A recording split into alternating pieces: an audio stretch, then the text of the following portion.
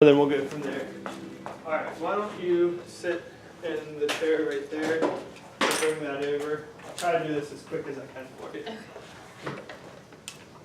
All right, so you can go ahead and sit there.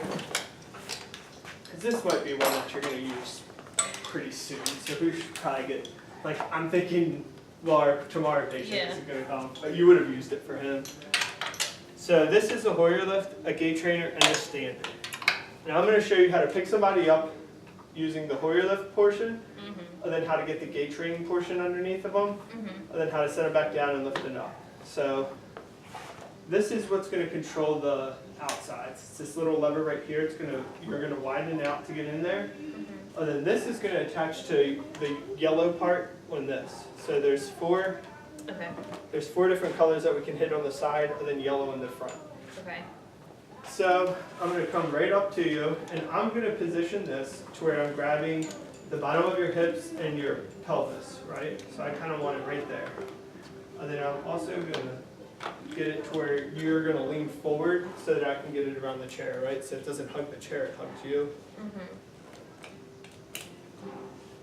There's a lever on the back, and this is a cantilever, so it's connected. So if I push this one in, do you feel that other one hugging you? So all I gotta do is push this one in and then pull this belt in the back to get it nice and tight. And you want it pretty tight. You should feel it secure and snug around you. That's how you want it, because you don't want somebody being able to push themselves back.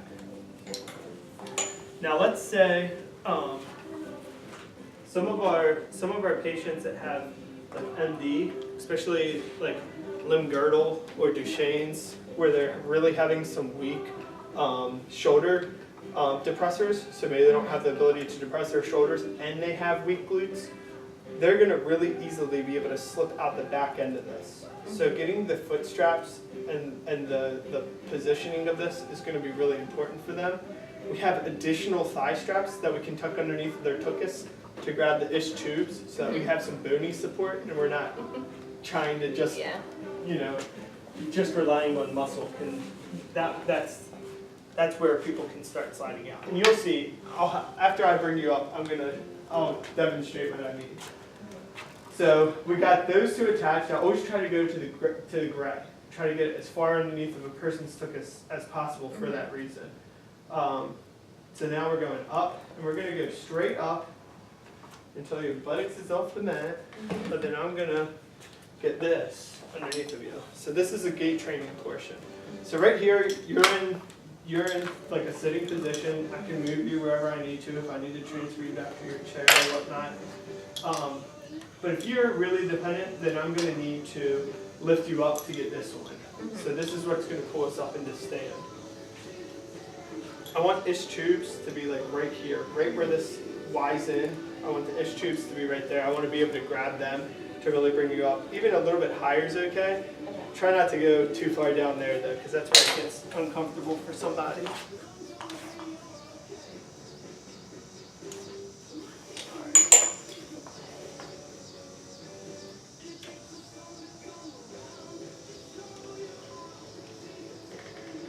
Alright, so from here, I'm going to have the wheels locked.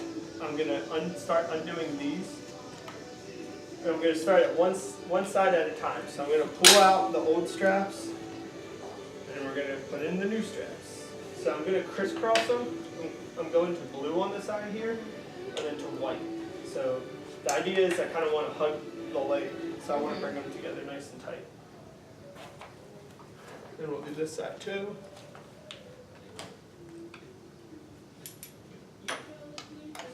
White on the back end.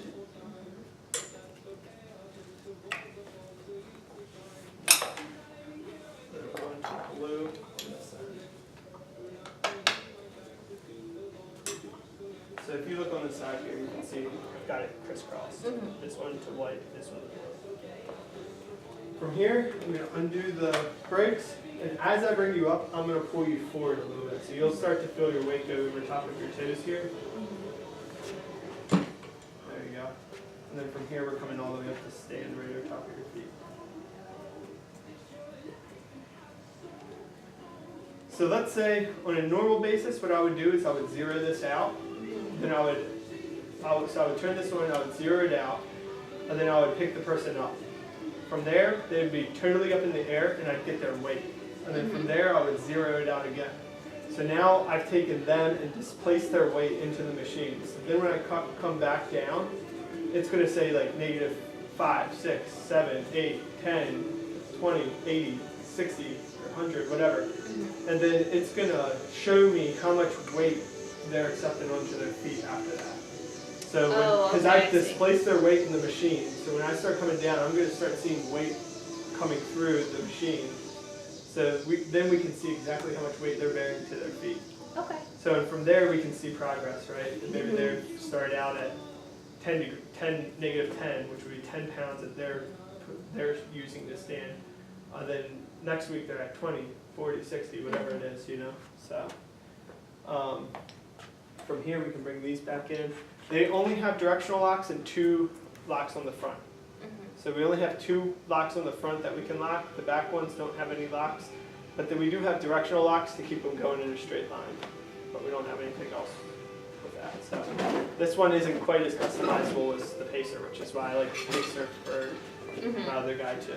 So, all right. Any questions?